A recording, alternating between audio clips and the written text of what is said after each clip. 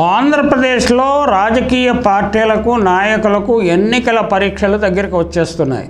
2014లో ముఖ్యమంత్రి అయిన చంద్రబాబు నాయుడుకి ఎన్ని మార్కులు వచ్చాయి, 2019లో ముఖ్యమంత్రి అయిన జగన్మోహన్ రెడ్డికి ఎన్ని మార్కులు వచ్చాయన్న అంశం మీద చర్చ జరుగుతోంది. అంటే దేని ఆధారంగా ఈ మార్కులు వేస్తారంటే వారు వాగ్దానం చేసిన ఎన్నికల ప్రణాళికలో వాగ్దానం చేసిన వాగ్దానాలను ఏ మేరకు నిర్వహించారు అనే దాన్ని బట్టి మార్కులు వేస్తే చంద్రబాబు నాయుడికి 12% మార్కులు మాత్రమే వచ్చాయి, జగన్మోహన్ రెడ్డికి 100కి 99% మార్కులు వచ్చాయన్నది పరిశీలకుల అంచనా. 2014-19లో చంద్రబాబు నాయుడు ఇచ్చిన ప్రధాన హామీలు 12% మాత్రమే అమలు చేశారు.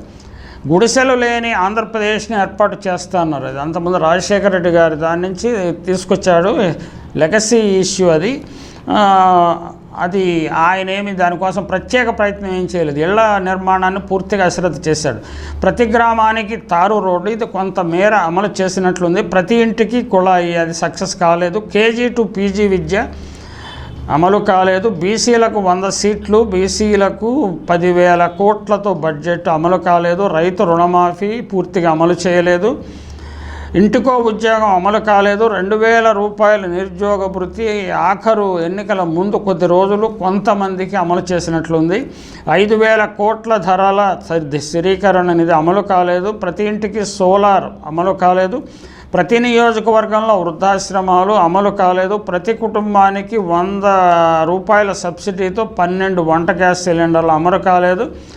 గ్రోత్ కారిడార్లు అమలు కాలేదు. కౌలు రైతులకు గుర్తింపు కార్డులు అమలు కాలేదు. 9 గంటల ఉచిత కరెంట్ అమలు కాలేదు. బెల్ట్ షాపుల రద్దు అమలు కాలేదు. నిజానికి పెరిగాయి. మహిళా సంఘాల రుణమాఫీ ఆఖరు క్షణంలో కొంత రుణాలు మాఫీ చేయలేదు, కొంత సహాయం చేశారు.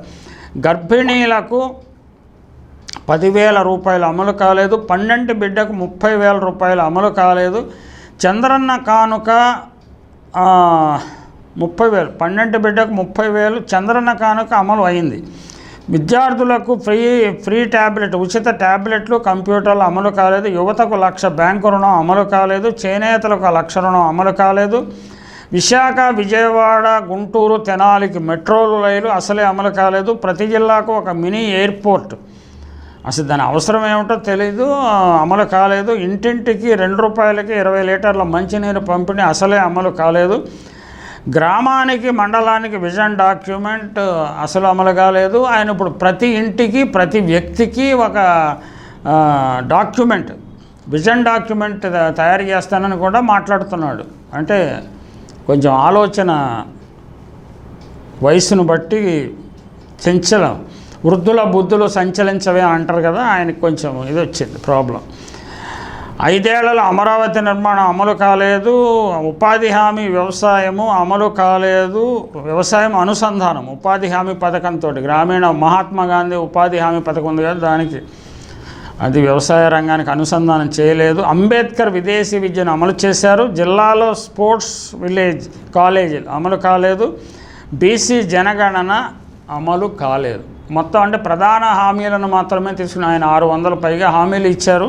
అందులో తీసుకుంటే అమలు 12% మాత్రమే అనేది నీకు తేల్చారు. ఇక జగన్ మేనిఫెస్టో 2019-2024 మధ్యలో ప్రధాన హామీలు 99% అమలు చేశారని పరిశీలనలో తేలుతుంది. వైఎస్ఆర్ రైతు భరోసా అమలైంది. 9 గంటల ఉచిత విద్యుత్ అమలవుతోంది. వైఎస్ఆర్ ఆరోగ్యశ్రీ అమలవుతోంది.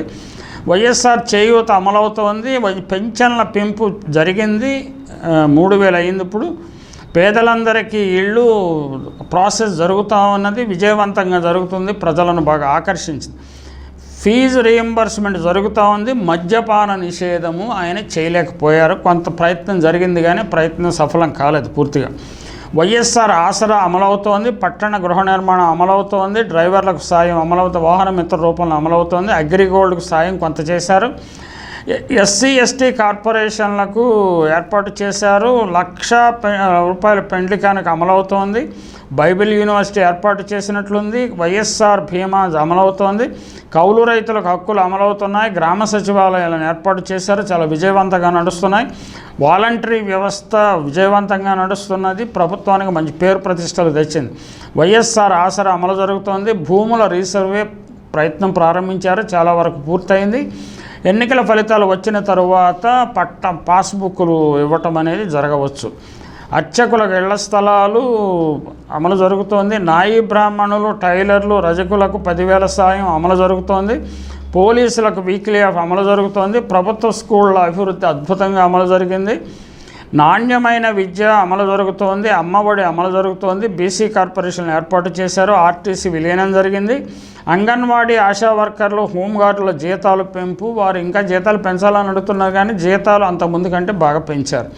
న్యాయవాదులకు స్టైఫండ్, మత్స్యకారులకు 10,000 బీమా, కాపు నేస్తం, 0 వడ్డీ రుణాలు, పేదలందరికీ ఇళ్ల స్థలాల పంపిణీ, పోడు భూములకు పట్టాలు, విదేశీ విద్యా దీవెన, ఇవన్నీ చాలా విజయవంతంగా అమలు చేయటం వల్లనే ప్రజలు జనరంజకంగా పాలన జగన్ది జనరంజక పాలన కావటం వల్లనే ప్రజలు వెల్లువెత్తున్నారు. బస్సు యాత్రకు కానీ, సిద్ధం సభలకు కానీ, ఆయన ఎక్కడికి వెళ్తే అక్కడ జనసందోహం కనిపిస్తున్నది. జగన్ ఇచ్చిన హామీల వాగ్దానాలు 99% అమలు చేశారు. చంద్రబాబు ప్రజలకు ఇచ్చిన వాగ్దానాలు 12% మాత్రమే అమలయ్యాయి. విశ్వసనీయతకు, క్రెడిబిలిటీ, విలువలు, ఎథిక్స్ ఏ నాయకుడికి ఉందో ఒకసారి ఆలోచన చేసి ఓటు వేసే ముందు ప్రజలు జాగ్రత్తగా ఆలోచించుకోవాలని రాజకీయ పరిశీలకులు ప్రజలకు విజ్ఞప్తి చేస్తున్నారు. అంటే తమ భవిష్యత్తు, తమ పిల్లల భవిష్యత్తు, స్త్రీ బాల వృద్ధుల భవిష్యత్తును దృష్టిలో పెట్టుకొని వ్యవహరించాలని, తాత్కాలిక కావేశాలకు కానీ, ప్రలోభాలకు కానీ లొంగకుండా, ధనబలానికి లొంగకుండా, కండబలానికి లొంగకుండా గుండె బలంతో ఓటు వేయాలని రాజనీతిజ్ఞులు ప్రజలను కోరుతున్నారు.